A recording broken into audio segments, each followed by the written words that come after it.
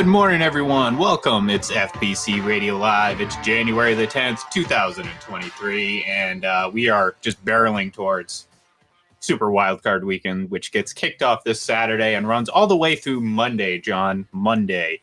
I guess I'll let you know how I like that based on the conclusion of that game.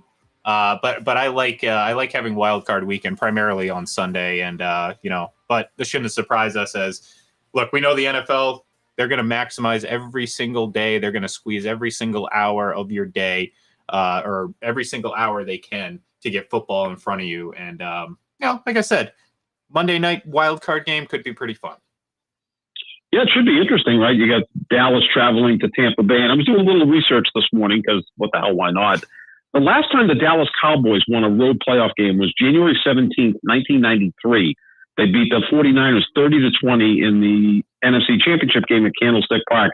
They've lost their last 8 road playoff games. Now, I know we talk about this all the time, like that's got nothing to do with what's going to happen on Monday night, but that's kind of a black cloud hovering over the organization. And we know that Tom Brady's 7-0 against the Cowboys in his career. So are those streaks going to continue, or are they going to both break up on Monday night? So that is one of the marquee games of the weekend, obviously. Well, to put it in perspective, you say 1993. Well, we both like movies here. So this is what came out in 1993, John. A Bronx Tale. Some great movies. Oh, yeah. Schindler's List. Yeah.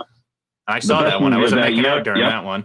Falling Down. No. Yeah, Falling Down. I like that one. Good Rookie of the Year for any of you baseball fans out there. The kid with the snapback wrist. Tombstone, that's another good one. Jurassic Park, 1993, the original one. And Rudy, I'm looking at the list right now. Philadelphia. What a great year for movies. How about that? The Fugitive. Oh I my think God, in 93. The Fugitive. Yes, and I think in 93. Yep. John, one of my favorite Daniel Day-Lewis movies. In the Name of the Father. Of course. Oh, of course. Yes. That was probably the second best movie of 93 behind Schindler's List is an all-time great film. I mean, it's epic. But yeah, in the name of the Father was sensational as well. Think about this. Dazed and Confused, Cliffhanger, The Sandlot. I mean, we're talking about like some classic movies. Fatal Instinct, Mrs. Doubtfire. Wow. Yeah. That's I might have to go back and just watch every movie that came out in 1993. I generally watch most of them anyway, so it's not. I think also one of my favorite cult films of all time, Fearless with Jeff Bridges. That came out in 1993. A sensational film. Rosie Perez got an Oscar nomination out of that. Jeff Bridges should have got nominated, but it was a stacked year. That is one of the best movie years ever. 1974 also sticks out as ancient. When you have The Godfather Part 2, Chinatown. And also The Conversation, those were all great films also. But yeah, it was a deep year for movies, like you said, like really good comedies, action-adventure movies, and obviously the Oscar-worthy type stuff. Groundhog Day came out. One of my favorite, well, actually, no, apparently this is a different one, Knuckle Up. I don't know about that one. But Three Ninjas, I think, or thought came out. That I think one of the sequels came out. I actually like the first one better. So that's that. I think that might actually come out in 1990. But you're looking at like Last Action Hero, Robin Hood Men in Tights. Like, I mean, it's what a great year. And then you get to 1994 when the greatest movie ever comes out, and that's Shawshank Redemption. So we don't have enough time to discuss that. No. That's your personal favorite, I know, and it's outstanding. Also in 1994. Forrest Gump, I think, is wildly overrated. I mean, the first time I saw it, I really liked it. The second time, I'm like, why did I like it the first time so much? But also in 1994, my favorite film of 1994 is Quiz Show. With Ray Fiennes. I think it's a fabulous film. But yeah, that was another great year as well. I mean, like in that period of time, you had still the old actors, the great actors that I grew up watching were still making pretty prominent films, and then you had the next wave of great actors and directors coming about. It seems like there's like a dead zone right now with movies. Well, during that time too. I mean, you had the 80s and 90s action movies. I mean, you had you had the Stallones, the Schwarzeneggers, the Van Dammes, of course. Because I'm looking at Nowhere to Run right now. And another. I was a big Van Damme fan. I like all of his movies, even though it's essentially the same story, just kind of tweaked slightly here and there. But So anyways. That's the type of mindset you have to put yourself into if you're want to remember what it was like for the Cowboys to go win a road playoff game. I mean, we dangerously came close to derailing this conversation and making it all about movies, and which is fine by me. I have no problem doing that, especially when we're talking about 1993. I mean, just I feel there should be like a case study done just on this year alone and why things were so good. But hey, that it is what it is. Anyways, let's get back to football. You mentioned it. We got Dallas. We got the Buccaneers on Monday night. Of all the matchups the Buccaneers drew, this is the most intriguing because, you might not put the Buccaneers over the Eagles or the 49ers or even the Vikings. But when you look at the Cowboys and the Buccaneers, I feel like a lot of people are going to favor the Buccaneers in this just because, A, I think there's a lot of doubt in what the Cowboys can do, and B, I mean, they just haven't been playing good football, so it's going to be interesting to see how that plays out. However, before we get to really diving deep into that, we're going to do that a lot more later in the week. Monday, yesterday, as it is called in the NFL, is Black Monday. And by that, they mean, well, generally a lot of coaches get fired on that day. We had a couple early firings this year. However, your boy Cliff Kingsbury, done, out, finished, kaput. Not too surprising, but that franchise is going through quite a mess. Having to not only replace a coach, but a general manager, and quite frankly, you have a quarterback that right now's price tag is far greater than what he's giving you. So at every important level of that franchise, you kind of have an issue if you're Arizona. And I'd be interested to see who wants that job. I mean, the idea of working with Kyler Murray is enticing, I'm sure, to some coaches. But outside of that, what do they really got going for them?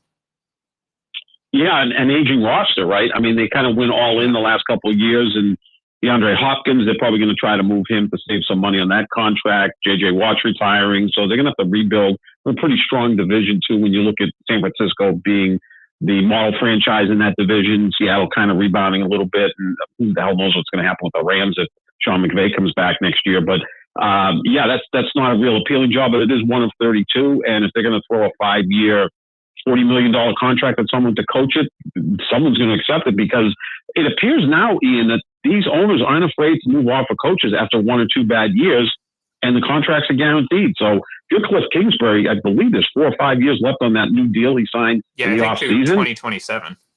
Right. So 5 more years of collecting checks at $6, $7, $8 million a year. He's got that beautiful home in Arizona. I mean, he can just kind of kick back and maybe do some part-time work for the NFL Network or do whatever the hell he wants. Go golf every day if he wants. Or, I'm sure he wants to get back into coaching. He's still a very young guy. Another one of the head coaches younger than Tom Brady. He's drafted after Brady. Played with Brady. With the Patriots. Played with Brady. Yeah, it's like Tom Brady's become, 6 degrees of separation. He could move on to be an offensive coordinator. There's some rumors that maybe the Patriots would be interested. I don't know if that would be necessarily a match, because he's got a really specific offense that you need a quarterback with a specific skill set. So I don't know how that would work with Mac Jones. But, the teams are just moving on from coaches. Look at Houston. Back-to-back years, they fired their coach after 1 year. So Cal McNair is going to be paying a lot of money out to coaches that aren't going to be coaching. Yeah, and look, I mean, when that type of money doesn't count against the salary cap, and if you have it, then, so be it. We think $40 million is a lot of money, and it is. But when you're a billionaire, it's all relative. And it's a rounding error. Well, I think some of these teams are getting desperate because they see that it is possible to turn your franchise around quickly, but it's not easy. And I think that's the problem. Like, everyone's like, okay, we're going to go out and get the new hot name. Or in a situation like, say, Carolina, for instance, we see this endless cycle. This is how it works. Like, Steve Wilkes got a lot of praise, and rightfully so. But the reality of it is, John, they went 6-6 down the stretch. Now, what happens a lot in these situations is, well, the interim coach comes in, does better than the previous coach because the bar is set so low, and then that team commits to the interim coach when in reality, he's not really a great coach. Like, I'm pointing to Steve Wilkes because that's the exact scenario that's happening right now. And I'm not saying he's a bad coach. I'm just kind of using it as an example. But we've seen this in the past before. You know what I'm saying? Where it's like, you make the decision to go with the guy who did moderately well. And it's like, well, they could do this. And they just kind of set your franchise back. Now, again, not every season you're going to have a Sean Payton available or some other coaches, but I think I said this when Jeff Saturday took over, like the coaching hiring process in the NFL is a mess. Like, I mean, people talk about it like it's this exact science. We go through this cycle pretty much every single year or every few years where a couple names get hot, they have a good season, and generally, John, people just look past it. Generally, they have a good season coaching a really good quarterback. And then you're like, oh my God, this guy's a genius. He's an offensive guru. He's this, he's that, he's the other. All of a sudden, you put him on a team with lesser talent, lesser ability, and they don't perform. And it's like, okay, that's not surprising because, well, how do you expect this person to achieve the same level of success without this great quarterback or without this great piece to go along with it? And you're seeing that all too often. Like, I mean, I think it was beginning of this year where someone suggested that Sean McVay may be on pace to become the greatest coach of all time. And I'm sitting here smacking my head up against the wall because I'm like, guys, relax. And now all of a sudden we're hearing that he wants to step away from the team, or he has taken time away from the team to decide his future because he doesn't want to go through a rebuild. And I'm sitting here thinking, like, that's not, that's not great coaching. I mean, like, look, okay, you brought the Rams to 2 Super Bowls. He's creative offensively, but trust me, you and I have talked at great length about Sean McVay, and I look at it as a lot of performative antics, and that really grabs the media and fans' attention. So people are like, oh, look at Sean McVay, he's this, he's that. I mean, he needs a guy to keep him off the field. I always bring that up, John. I know people are rolling their eyes, but to me, that's kind of the epitome of it. I mean, if you have to hire a guy to keep you off the field of play while you're coaching, that just your priorities are out of whack, and that's just kind of silly to me. And but people bought into it. And they're like, "Oh, Sean McVay." I mean, anyone who even talks to Sean McVay is going to get a job. Well, think about all those people that did get a job because they knew Sean McVay. Well, Cliff Kingsbury, he's out. I mean, Matt LaFleur, is his stock high right now? I don't think so. Well, Kingsbury really wasn't tied into that. Kingsbury. Zach Taylor was a guy who's had a lot of success in Cincinnati. But again, you mentioned the key word, quarterback. Yeah. Right? That's the biggest thing. Like Zach Taylor's first 2 years in Cincinnati, not really good. Joe Burrow shows up. Really good. Really good. Carolina, you could put whoever you want as the head coach of the Carolina Panthers. They don't have a quarterback. Sam Darnold is their starting quarterback as of right now. So unless they figure that out, they're going to 6-6 is probably the ceiling. And again, we know that division, especially once Brady leaves, is really going to be up for grabs going forward. I mean, the Buccaneers won it with a losing record, and the other 3 teams were 1 game behind at 7-10. So yeah, it's about the quarterback, right? Yeah. Once Matt Stafford got hurt, how were the LA Rams? They were kind of in and out with other quarterbacks and Baker Mayfield and all of this stuff. So that's the key thing. You can have all the great coaches you want, but when you have that quarterback, they kind of do cover up a lot of the sins that coaches or general managers commit. But yeah, I think that to me, it's a disappointing because I like McVay. I do. I like his energy. I think he's going to be fantastic on TV, and maybe that's where he's going to go and make almost as much money for a lot less work. But he's kind of quitting right on his franchise. They committed long-term to him, and all of a sudden when the team got older and the quarterback got hurt, and all of a sudden you're 5-12. It's like, well, I'm out of here. Whereas, just give other coaches credit for at least Belichick, who I will criticize Bill Belichick, but at least the last 3 years, he's still kind of grinding through this thing and trying to get it right. I mean, I think he's made a lot of mistakes, but at least he's showing up and doing his job. It's not funny there, but at least the guy is showing up. And the same thing with Andy Reid and some of these old coaches. Look at Mike Tomlin. Yeah. Wouldn't it have been easy for Mike Tomlin to say, hey, I don't have a quarterback. This is ridiculous. I'm done. And they went 9-8 this year with a rookie quarterback. Last year, they made the playoffs with Ben Roethlisberger, who looked like a ghost of his past. So give Mike Tomlin a lot of credit for just plowing through and doing his job as a coach. And I think the players, really feed off of that. I'm sure those Steelers players right now are so disappointed they make the playoffs, partly because they wanted to show their coach that his faith in them would have been paid off.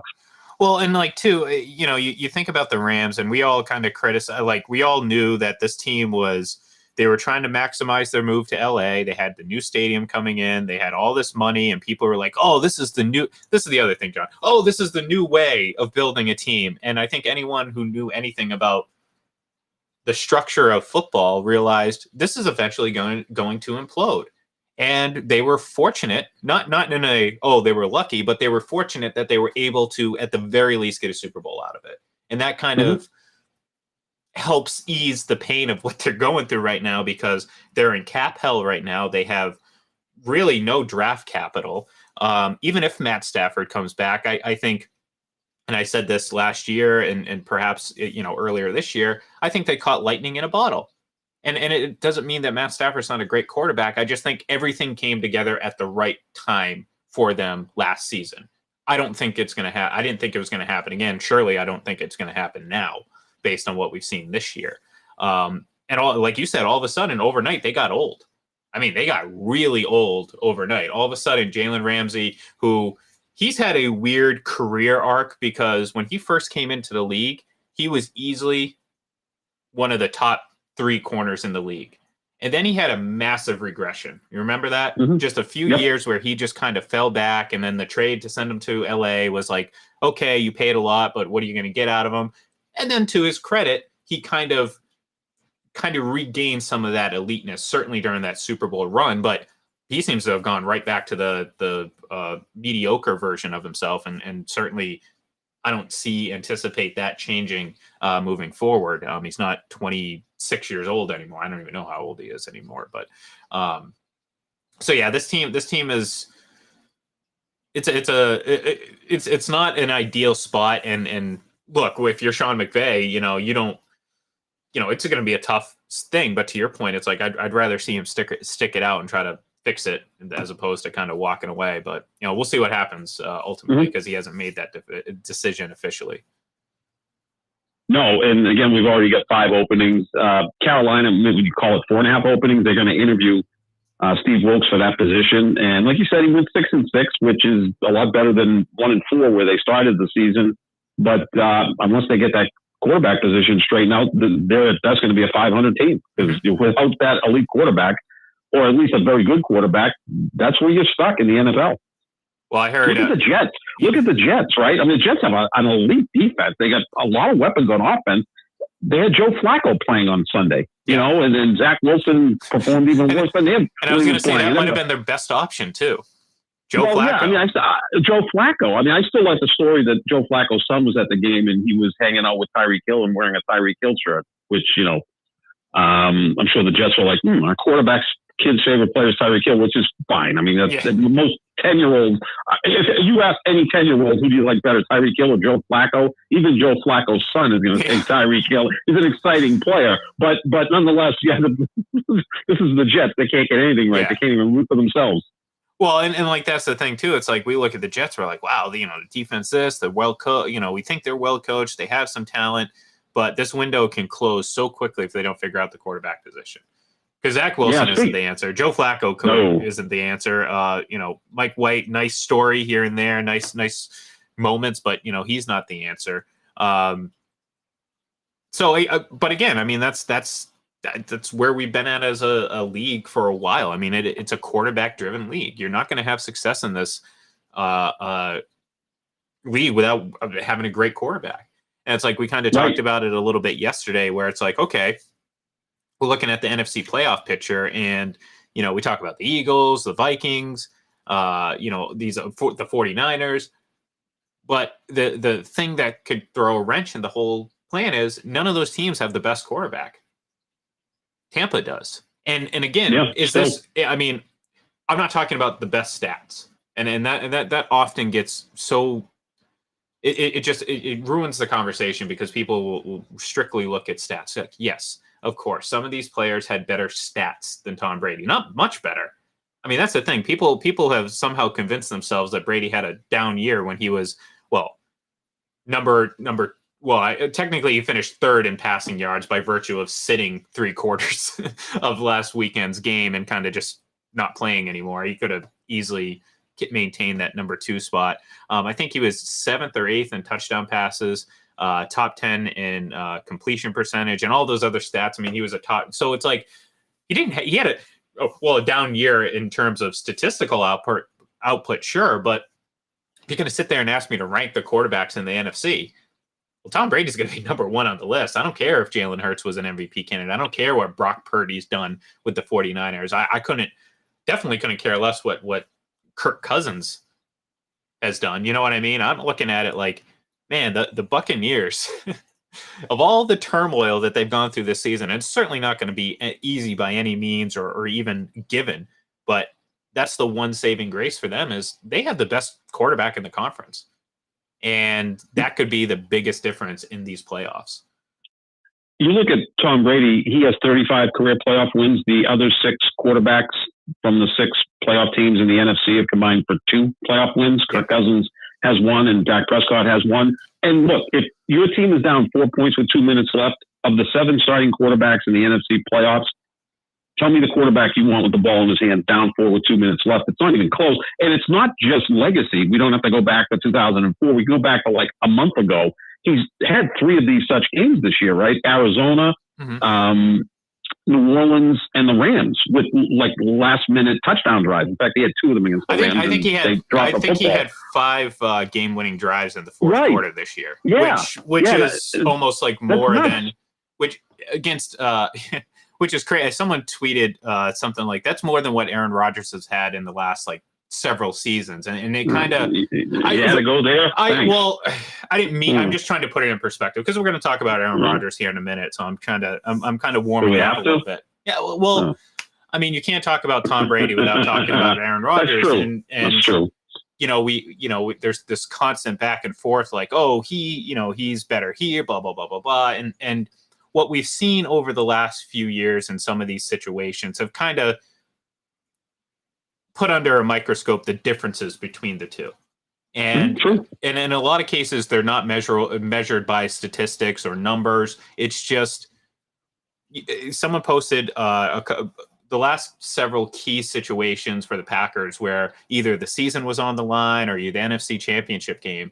And his fourth quarter numbers are abysmal, like worse than what I thought. And this goes back to, just the other day against the Lions with the game on the line with a chance to win is essentially what the circumstances are. And that includes obviously against the 49ers, against the Pack or against the Buccaneers. So on the flip side, you look at this season and as much as of a struggle as it has been for the Buccaneers and for Brady at certain points, you still have that feeling that no matter what, they're going to win the game. We saw that in the very last game of last season, down 27-3, John. We saw it 2 weeks prior to that when they came back against the Jets when Antonio Brown threw his hissy fit.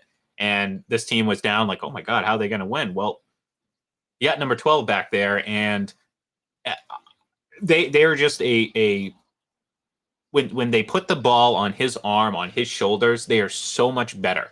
Doesn't mean they're the best team in the conference. I still think they have things that they need to fix and be more consistent on. But I have much better feeling in my gut that they're going to figure it out when I know the offense is running through Brady's arm. And we saw that last week and the week before last, and for the brief period of time that he was in the game on Sunday, we saw that as well. So again, you look at the NFC, and the Eagles, rightfully so, should be the number 1 seed. They've had an excellent season, but as good as they are, they're Jalen Hurts or bust. I don't care how much talent you have on defense, how many sacks you got. I think they had like 10 or 15 more sacks than the next team this season.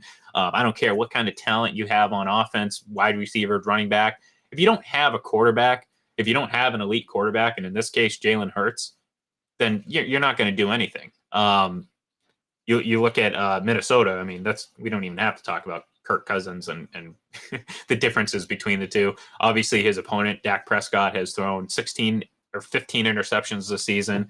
And then the 49ers. And as nice as Brock Purdy has played, I mean, there's no reason to believe that if those two players get matched up, you're not going to get a better performance, a more clutch performance from Brady than Purdy. Now, it doesn't mean necessarily they're going to win the game, but, again, it goes back to, well, if you're going into the NFC, what's the biggest advantage? Well, who has the best quarterback?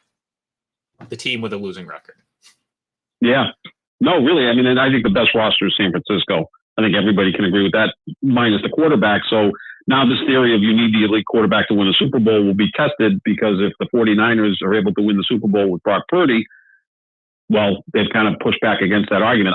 I think it could happen. They're that good. But again, even if they make it to the Super Bowl, they're going to be playing who? Joe Burrow, Patrick Mahomes, Josh Allen, Justin Herbert, someone who's an elite quarterback.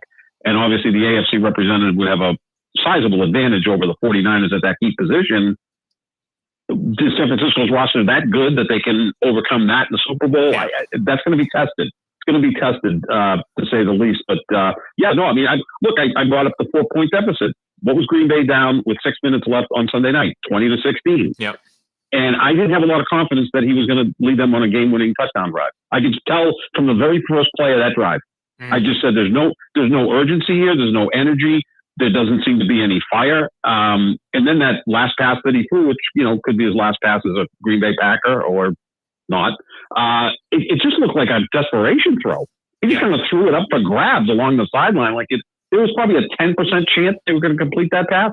So, I mean, it'd be like, you're down 4 in basketball, but let's just take a half-court shot and see if we hit that. Maybe we'll get our mojo back or whatever, and then got picked off. With Brady there, you know what he's going to do there. He's going to lead them down the field, and he's not going to go stand out and throw an interception for the most part. He's going to scare the hell out of the opposition. With Rodgers, it was almost like, let's just get this thing over with, and I'm on my way. Well, it's fine. It's fine. Brady hasn't thrown, and this is what's crazy. You think about Josh Allen. Josh Allen's thrown 5 red zone interceptions this season. Mm-hmm. Yeah. Tom Brady hasn't thrown a single red zone interception his entire time in Tampa. And like that, and that's the absurd. And we're talking about 83, 103, 106 touchdown passes in 3 seasons. Yeah, it's absurd. Which is absurd. Yeah, it's absurd. And not to mention back-to-back seasons of throwing the most pass attempts in the league and completing the most. Like that, again, that's just how it's it really is silly. Yeah. At that age we're talking about, and look, I always like to bring up LeBron when we're talking about Brady. Since LeBron turned 38, he's averaging 38 points per game. And still, I think crazy. It's crazy. I mean, if he gets in as a 6th seed in the West, people are going to say, holy crap, we still got to go through this guy. Same thing with Brady, obviously. And look, 2 years ago, the Lakers were the defending champs. They were, I believe, the 6th seed, or no, they had to go in the play-in tournament. They won the play-in game, and I really felt that they were going to march to the playoffs, and I think they would have, then Anthony Davis got hurt. And then they lost to Phoenix in 6 games in the first round of the playoffs. But the same thing with Brady. Like, I will guarantee you he will scare the hell out of the Dallas Cowboys Monday night. I can't guarantee a win, but that's going to be there's going to be times in that game where the Cowboys are pooping their pants because of him, and only because of him. Well, and going into the game, I mean, think about it. Sure. We talk about it's been since 1993 since the Cowboys won a road playoff game, and that pressure is on. You think Jerry Jones isn't thinking about that? I know, obviously, those players weren't alive for the time, but there's still a franchise pressure that looms over. Now all of a sudden it's like, oh, okay, well, we get to go play on the road against, well, the greatest quarterback of all time, a player that has more Super Bowls than any franchise, let alone player. So yeah, there is a lot of pressure, and if they come out flat, and look, Brady alluded to it on his podcast this week that this Buccaneers team is looking to be as healthy as it's ever been this entire season. Primarily, I'm thinking, we haven't got an official update yet, but Ryan Jensen at center coming in, I think, changes a lot of things for this team. And we've seen them, again, in the last 5 quarters that Brady has played this season, essentially. I'm not counting. Like, I think he was taken out like maybe 5 minutes into the second quarter. They've been far more creative than they've been all season. So I'm sitting here thinking, like, have they been just kind of toying with us all year? No, I mean, part of it is they're getting healthy. They're playing a little bit better with the offensive line. And again, as much as we jump on the coaching, they at least hopefully look like they've realized what works for them on offense, because over the last month or so, we've seen far more glimpses of what this team, we expected them to be on offense than what we did for the first 3 months of the season. So that's why the playoffs are great, because it really doesn't matter what you were for 18 weeks. It's all 1-0 right now. The classic cliche, just go 1-0 every week and you're fine. Yeah. And you're good. So, Good thing is, John, I think I think we got off, not off topic, but steered away from another. I was going to say something else about Aaron Rodgers, but I kind of forgot about it. So I think we lucked out there. But Good. I put up a poll right before we got up on the air. Kind of wondering where he's ultimately going to play, because I think it's going to be a topic of conversation. Tom Brady, and Steve Young were kind of talking about the whole retirement thing, and Steve Young pretty much compared it to, I'm paraphrasing him a little bit, but he called it choosing to live or die, essentially, because the moment you choose to retire is a part of you that's a death, essentially. And look, Brady kind of echoed those sentiments, and he said something that kind of put into more perspective the what happened last spring, and that was he alluded to making the decision too quickly, and he realized, maybe it wasn't officially the day after the season ended, but he kind of made a reference to the fact that he had made up his mind pretty early after that last game, and then he realized it was a mistake. And kind of to the same point was, when you walk away from this, that's it. You're not that part of your life is over. And as we learned this season, Tom Brady spent more than half of his life in the NFL. So the more I hear him talk and have these conversations, the more I don't hear retirement rumors. I mean, I would have probably said 10% chance at the beginning of the season. I'm up to probably 95% chance that he returns next year. Like, I don't think that's really a question at this point. I think he's going to be back. It's just a matter of where is he going to play. And the other question, what I was kind of getting at was, well, we can worry about Brady after they're eliminated from the playoffs or win the Super Bowl. The Aaron Rodgers story is right now. And I think this is something that if you're the Packers and if you're a Packers fan, you want it figured out. And you said this yesterday, you want it figured out sooner rather than later. You don't want another Brett Favre situation. You don't want to handcuff, if you're Aaron Rodgers, you don't want to handcuff the organization by being indecisive and then ultimately deciding to walk away, putting them in a position where, well, what do we tell potential free agents? Who's going to be the quarterback? Is it Aaron Rodgers? Well, I don't know. Is it Jordan Love? I don't know. So what we do know is it looks like Joe Barry's coming back, which is going to draw a lot of ire from Packers fans. But they move so slowly, that organization. They really do. They don't move on from coaches. I mean, look, you had an opportunity in that game against Detroit. It was 4th and 2 when Dan Campbell famously was just waving the offense to go back on and go for it. And he comes out in his own defense. Like, and Matt LaFleur, they showed Matt LaFleur's face, and he was kind of like shaking his head as if to say, why were we in a zone in that situation? You know what, Matt? You're the head coach. Yeah. You can override your coordinators. I know everybody's into, like, just, I'll handle the offense, you handle the defense. But at some point, the head coach has to get on the headset. I'm sure Belichick's done it and still does it. I'm sure Parcells did it. And say, look, why are we in a zone defense here? Because, like, I could have completed a pass to you to pick up that first down, Ian. In fact, we might have picked up more yards. It would have been a more accurate pass. It wasn't even an accurate pass from Goff. The receiver made a nice catch and kind of rolled for the first down. I'm like, what are you doing in a zone defense? And that power off the wide receivers. You make a play there, it's maybe not ball game, but, now the momentum's back on your side. So, but that Green Bay moves so slowly with stuff like this. But as far as Aaron Rodgers, still a lot of money to be had for him. I believe the next 2 years he can earn close to $110 million. Yeah. That's a lot of money to walk away from. 58.3 guaranteed next year, which that's a lot of money. Yeah, it is. But at the same, like, he's made a lot of money. You know what I mean? Like that. Yeah. And it's all, like I said before, when we were talking about money, it's all relative. Billionaires, millions mean nothing. Thousandaires like us, $100. Well, that means a lot, actually, but you know what I'm saying. Like, it's all relative, and I think to Aaron Rodgers, and he even kind of said it in his post-game press conference and some comments after that. Would you have a problem walking away with that? And he's like, not really, and I believe him. I mean, like, obviously, an extra $60 million would be nice, but at a certain point, like, certainly a guy like him, like, I don't see him as a guy who necessarily has to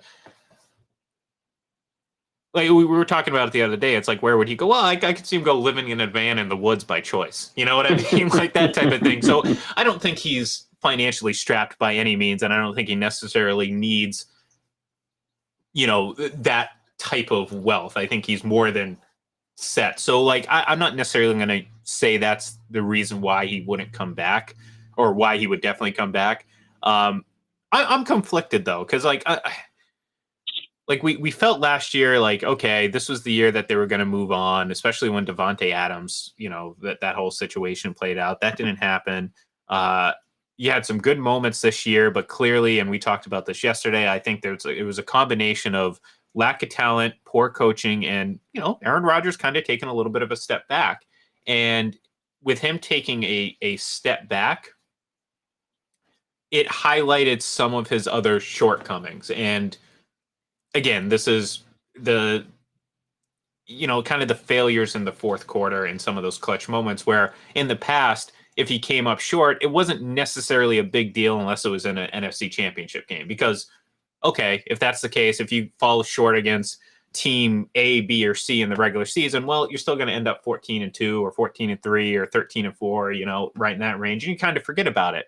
But you have moments like you had this past Sunday where you're playing the Lions in the regular season and you need those clutch moments. And if you don't get it, you're done. You don't even go to the playoffs. And I think that kind of magnifies things. So the Packers are in a situation where they need more talent. If they're going to bring back Aaron Rodgers, you need to drastically upgrade what's around him. And it's not an insult towards Aaron Rodgers. It's just at this point in his career, we talked about it a bit yesterday. He's a far more physical quarterback than Tom Brady. Brady's mechanically probably the most mechanically sound human, let alone quarterback, that you're gonna get. You know what I mean? He's a cyborg. Yeah, and that's not meaning like, oh, he's not human. No, it's just the way he plays. The way he plays. Yeah, very regimented. Yeah, exactly, yep. And that allows his whole life is regimented, right? I mean, he knows what he's going to be doing. He knows what he's doing. April 2nd, at 2:00. He's scheduled his way out. Whereas I think Rodgers is more kind of a fly by the seat of his pants. I'm not saying the guy is, not buttoned up, but yeah. And it's just a different style of play. That's all. Oh, I mean, they were showing it the other night. Brett Favre and Aaron Rodgers throw with their feet off the ground and still are incredible, because they have that type of arm. Whereas Brady is, if you were going to show someone how to play the quarterback position, you probably show them Brady, in terms of like all the mechanically sound He's the stuff. Tommy Mansky exactly, infield, outfield baseball videos we used to see all the time where the kids were like so perfectly lined up and you pull the arm back, set, turn, twist, throw. Oh, yeah, no, absolutely. I mean, he's a fanatic about it. Yeah. That's why he's the greatest ever. So, as far as the money part of it, too, is the benefit for Aaron Rodgers has never been married, no kids, doesn't even speak to his family, so there's not a lot of hangers on there, right? It's not like he's got a. I really do. I like Aaron Rodgers. Me and him are there's a lot in common. Your life a lot like him, yeah. I mean, he is kind of like, I don't care what people think, because you're a star quarterback. You're supposed to be married with kids at this point, right? You're supposed to have the pictures with mom and dad and the siblings. He has none of that. He's kind of an iconoclast. So so the money out of it, maybe not as much as Brady, he's not really losing any money. Giselle, she has more than him. But Brady's still got this competitive fire. I think he's definitely playing. Rodgers, I think he'll probably still play next year, most likely in Green Bay, because they're in a tough situation. And again, they don't have an owner. So they're kind of like trying to figure out, there's a poll out there now, favorite Packers quarterback ever. And right now, Bart Starr is leading the poll over Brett Favre, over Aaron Rodgers. And I would think more people on Twitter are younger, right? Yeah. So Bart Starr, who hasn't played in 50 years and is up in heaven, and right now is the most popular Packers quarterback on Twitter. Well, and that kind of is interesting. To be fair, though, I mean, a lot of reasonable Packers fans really have not questioned, but they haven't been all fanboys, so to speak, with Aaron Rodgers. They've voiced some frustration. A lot of the things that we've talked about. Now, you're still going to get those people that are like, oh, he's the greatest this, he just didn't have enough help. And, obviously I suggested that they need to get more talent around him moving forward if he's going to be the quarterback. But The other issue, John, is, in order to move him, he's not a free agent. You know what I mean? So it's like another team has to take on that contract. Now that's fine. Like I think, that's fine for a team that desperately wants a quarterback. Is it going to be New York? Is it going to be Tennessee? I think you brought that up yesterday, and I the more I think about it, it's like that seems like it could be a really nice play, especially with a stud running back. You know what I mean? Mike Vrabel is the coach. And look, they got to fix their team. This isn't the ideal situation. They're going to have to fix a lot of things on their side of the ball. But Tennessee might be a team. I don't know. Can I propose this? Can I propose this far-fetched idea? This is strictly NBA type stuff. Aaron Rodgers to Denver for Russell Wilson, straight up. Well, I got you speechless there. That's pretty good. Because I mean, it sounds ridiculous, John, and it probably is. but why not? Yeah, I mean, look, Denver, I'm sure would love that. They don't care if Aaron Rodgers sucks for the next 2 years. They would love that because one, it's still better, and two, at the very least, they'll be out of that contract in a couple of years. So, man, you'd really have to be really sold that you can fix Russell Wilson, or it must be a big Wisconsin Badgers fan if you want to do something like that if you're Green Bay, because don't you think his shtick would work in Green Bay more than it would work anywhere else? Well, if they commit, would be, he'd end every press conference with go back, Bo, and Rodgers kind of would fit in Denver, kind of this liberal. Well, I don't even know what he is politically, but kind of this a different environment, right? And the Waltons got plenty of money, so they, look, the contracts are both not great, but like you said, Russell Wilson's is longer. And I just, why not? The NBA, this would happen. Okay, let's get on the phone and make it happen. But then Russell Wilson would be waived and be a free agent with 7 years. You know what I mean? Like that's how the NBA works. So and they'd give him 10. They'd buy him out and move other contracts to make it happen. But just why not? There's some crazy stuff out there.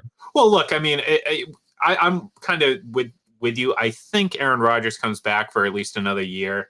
Although I'm like so torn. I'm looking at the poll that I posted right before we got on the air, and it's 37% Packers, 27% other, and 36% retire. Which is kind of like, that's kind of like, if I were going to put a percentage, that's kind of like where I'm at right now, to be honest with you. Makes sense. Yeah. You know what I mean? Like we'll have a bit, again, these things will play out a lot better once we get a little bit more into the off season. Like, again, at the end of the 2019 season, people weren't talking about Tampa Bay as the likely destination for Tom Brady the day after the season ended. No, there was a lot that went into it. Now, it didn't take long, about a month or so. So again, if you're Green Bay and if you're Green Bay Packers fans, you want this resolved around then. You don't want it to linger. You don't want to have this back and forth, because I think Packers fans are torn. I think some of them, as much as they love Aaron Rodgers, might think, okay, we're going to have to make that move very soon at some point. Let's just do it now. You know what I mean? Yeah. Let's not keep putting off the inevitable. Let's just, see what we have in Jordan Love and then move on. We're not in the playoffs this year. There doesn't seem to be a clear path to kind of regain what they had moving forward.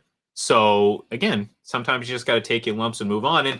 And maybe a team like the Raiders, who are looking for a quarterback, we keep talking about Tom Brady. What if it's Aaron Rodgers?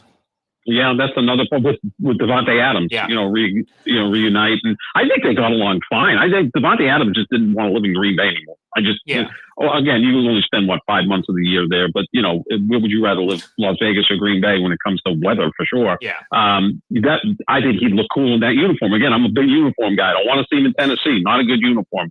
Denver, so in the uniform side. The Raiders, oh boy, that would look cool. Yeah, that would look pretty cool. So I'm sure we'll learn more soon. But for now, we're going to say goodbye because it's our time to go. So I was thinking about maybe starting speaking of Aaron Rodgers, maybe a Mr. Rodgers closing routine, taking off my shoes and everything like that. But no, not going to do that today. Maybe we'll implement that in future shows. But for now, we're just going to say goodbye. We're going to remind you, tune in on Thursday when we're back. And of course, keep an eye on fullpresscoverage.com because we will be doing plenty of stuff leading up to the playoffs and throughout the postseason. So thank you everyone for tuning in, and we will talk to you soon.